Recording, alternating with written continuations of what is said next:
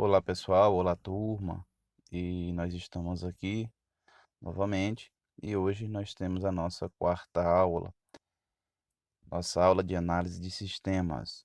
E hoje nós vamos falar de modelos de desenvolvimento de software, ou também metodologias, né, de desenvolvimento de software. Então, aula 4. Então vamos lá.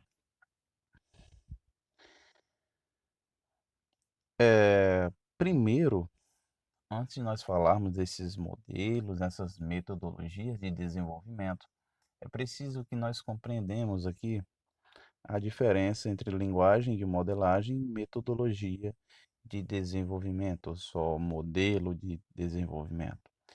Então, são coisas diferentes e eu já coloquei até umas imagens aqui, né, para que você possa ver. A metodologia, os modelos estão se preocupando mais aos passos que devem ser seguidos durante todo o processo do desenvolvimento desse software. A linguagem modelagem ela está relacionada mais aos elementos, né?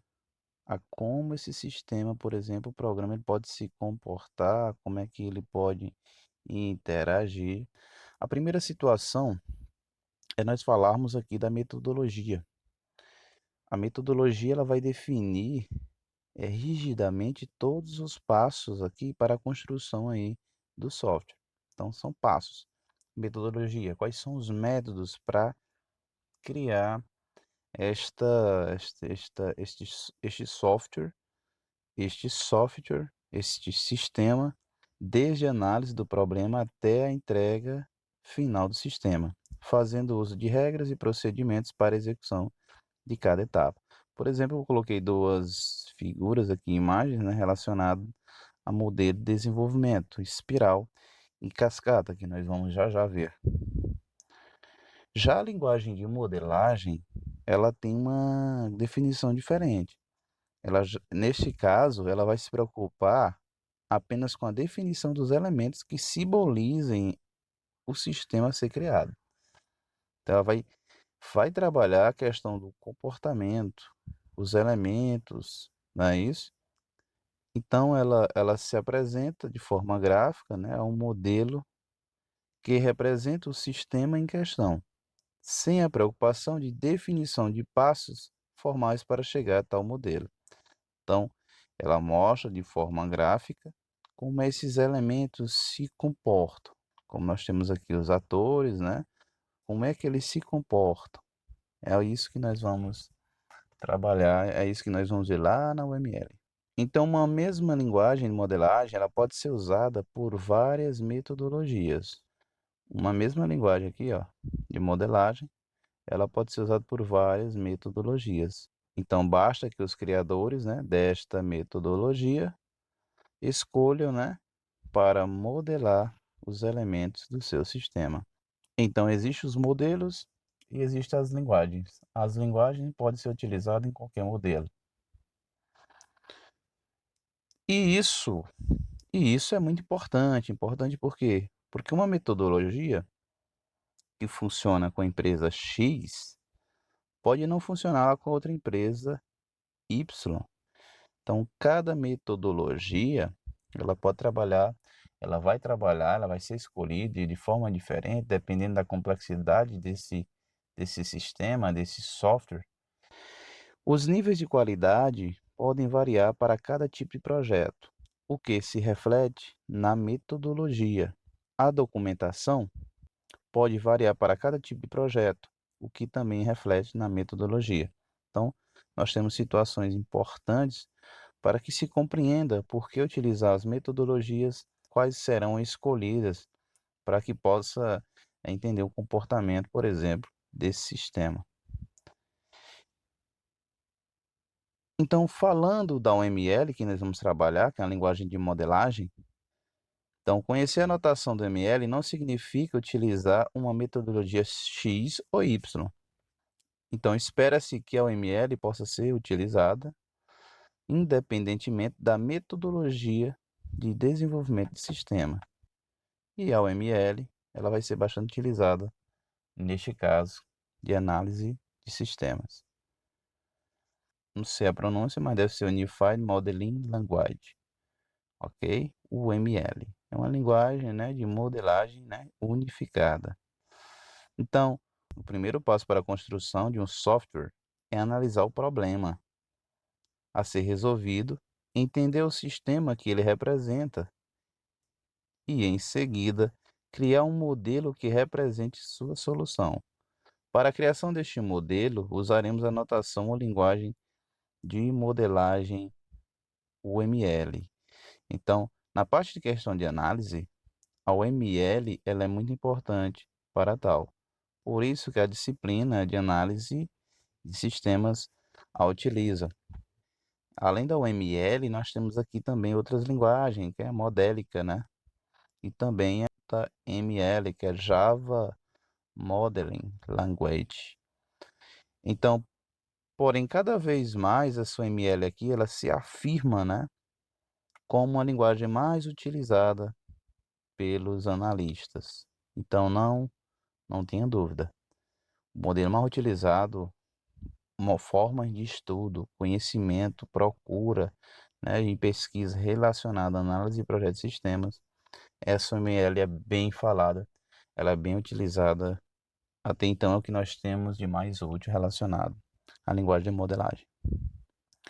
Então essa UML, né, o Unified Modeling, né, essa UML aqui, uma linguagem de modelagem unificada, né, ela vai ser uma linguagem gráfica, ok? E nós vamos ver como é que essa UML ela faz, como é que eu crio esses diagramas, né? Nós vamos ver como cria esses diagramas de classe, também casos de uso e demais diagramas que ele possui. São bem 15, no mínimo 15, se eu me lembro aqui. Então, essa linguagem gráfica, ela descreve os principais elementos de sistema de software, né? São dados os nomes, né, a esses elementos, né, de nome de artefatos que serão aprendidos aqui. Então, a UML, ela é simplesmente aí uma linguagem, isto é, uma notação que vai ajudar na análise, viu? Então, ela não diz como desenvolver o software, e sim como criar esse modelo. A UML seria um ensaio para você entender como é que esse programa vai proceder. Aqui vai chegar uma parte que eu vou querer ter um trabalho de vocês. As tarefas, atividades ou fase de um processo, geralmente, no todo, vão ser ditas esses 6 passos aqui, né? O levantamento de requisitos, a análise, o projeto, a implementação, o teste e a implantação. Beleza? O que que acontece, gente? Aqui pode mudar muito de autor para o outro, de material de um para o outro, livro para livro, mas basicamente a ideia é a mesma. Então não vamos confundir muito. O material de vocês trabalha de forma diferente. Então nós vamos adotar essa abordagem que, que o material que eu repassei para vocês está utilizando. Nós temos aqui à nossa esquerda, né, algumas diferenças, mas são poucas, né? A primeira aqui é levantamento de requisito, que não existe aqui nessa segunda. Análise nós temos, projeto também temos, implementação também, testes também. E aqui a implantação, só mudou o nome, mas a ideia é a mesma, viu? Utilização e implantação, a mesma ideia. Então não lembra, não esqueçam. Atenção, nós levaremos em consideração principalmente essa aqui, ó. Se você quiser estudar mais, ver mais informações sobre, trabalhe essa outra ou outros modelos que possam ver por aí. Mas para fim de estudo e para a gente não, as nossas ideias bater aqui, ajustar, então aqui será utilizada esta aqui, círculozinho vermelho. Então vamos lá. Os modelos de desenvolvimento de software, sistemas, né, bem parecido, né, ambos. Os tipos de modelos de desenvolvimento de software também são chamados aí de modelo de ciclo de vida. Você vai ver alguns autores usando esse termo aqui, viu? Isso aqui é dado o termo de modelo de ciclo de vida. Os exemplos que nós temos é o modelo em cascata, modelo espiral e modelo iterativo incremental. Não são só esses, mas vamos trabalhar esses três aqui. O primeiro é o modelo em cascata. Por que cascata? Por causa das cachoeiras. Você lembra lá daquele modelo cascata? Ou a forma em que as águas vão caindo, né? E aqui até lembra, né? Ó, a forma em que a água vai caindo. Vocês sabem o que é uma cascata agora, lembram? Então isso que é uma cascata. Então esse modelo ele tem aquelas fases que nós mostramos anteriormente, que é a análise, é o projeto, a implementação, é o teste, é a utilização. Esse modelo é um modelo antigo, né, geralmente em desuso, mas é capaz de alguém utilizar ele ainda. Então, cada etapa deve ser completada para que a seguinte possa ser realizada. Gente, aqui é um modelo seriado. Por exemplo, fiz análise, eu só posso passar para o projeto aqui quando essa análise aqui for concluída. Se essa análise for concluída, aí repassamos para a próxima fase. Lembra aí dos modelos seriado, né? Para estudar a segunda série, eu tenho que ter a primeira série concluída, entendem? Então, as fases aqui são pré-requisitas. Precisa-se finalizar uma para continuar a próxima, a seguinte. Então, ela também possui um processo aí simples e fácil de gerenciar e consiste em dividir essas tarefas em tarefas menores e autocontidas. Quando esse modelo foi proposto no início do desenvolvimento de sistemas, acreditava-se que ao se encerrar uma etapa do modelo, todas as informações necessárias sobre aquela fase já estavam capturadas. Então, imaginava-se que, por exemplo, ao concluir a análise, ele já imaginava que tudo já haveria coletado as informações e poderia prosseguir com as demais fases. Eu dei um exemplo aqui, né? Ó, tratando do cascata, diz que após uma entrevista com o usuário, então o analista lá entrevistava o usuário sobre as necessidades de seus sistemas, né? Tudo que se precisaria, né, para resolver o seu problema. Então, vamos entender, por exemplo, que o cliente queria um programa, queria um sistema. Esse aqui é o cliente. O cliente perguntava, por exemplo, preciso de um sistema, né, de compra, vendas de forma simples, eficiente e que seja de baixo custo. O analista pegou lá e falou, fechado, tudo bem, vamos adiante. Então, isso era o processo. Ao analisar no modelo cascata, ele achava que depois daquela coleta ali, já estava tudo ok. Porém, acontecia algumas coisas, né? Assim que o analista passava as informações para o seu grupo, né? Seu grupo desenvolvedor, todo o pessoal envolvido, e falava, por exemplo, o nosso cliente quer um sistema de compra e venda que cadastre produtos, faça controle de estoque. Então, podemos pegar o projeto já realizado antes, né, com um cliente qualquer, e aplicar neste novo cliente, né? Então, foi apoiado, todos decidiram que ia ser feito isso. Então, dessa forma aí, assim, os desenvolvedores poderiam se concentrar na fase seguinte, análise, para darem continuidade ao processo de construção do software. O mesmo acontecia com as etapas seguintes. Ao longo do tempo, verificou-se que, muitas vezes, coisas importantes sobre etapas anteriores são descobertas apenas no final do processo de desenvolvimento. Neste caso, vamos imaginar que algumas coisas importantes que você não viu na análise, foi descoberta lá na parte em que você conseguiu errar ao construir esse software. E esses erros, né, e essa abordagem, às vezes ela por ser não ser tão eficiente como algumas, fazia com que acontecesse essa situaçãozinha que eu coloquei aqui, ó. Vamos lá, que é o cliente, né?